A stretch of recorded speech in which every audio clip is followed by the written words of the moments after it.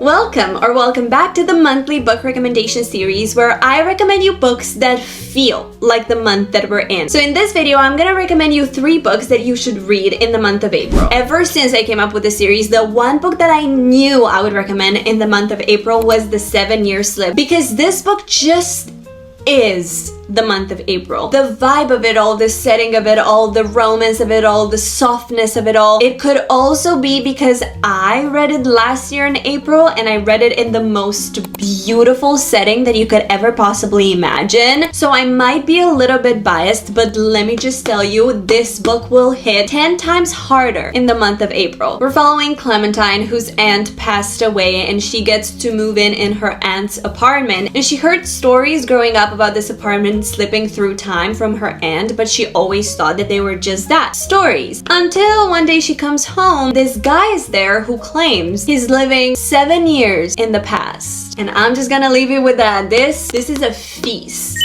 Tell me if you've ever seen a more spring cover. I'll wait.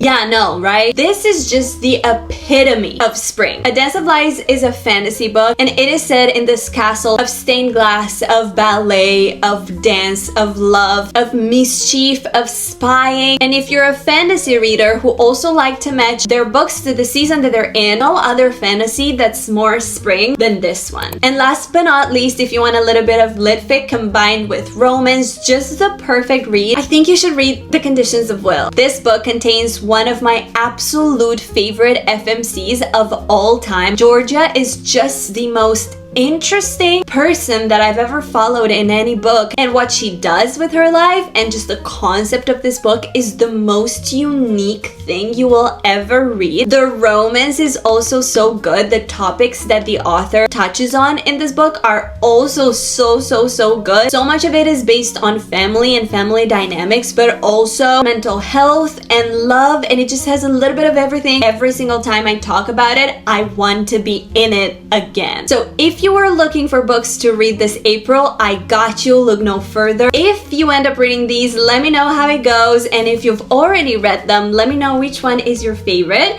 And without further ado, I'll leave you to reading.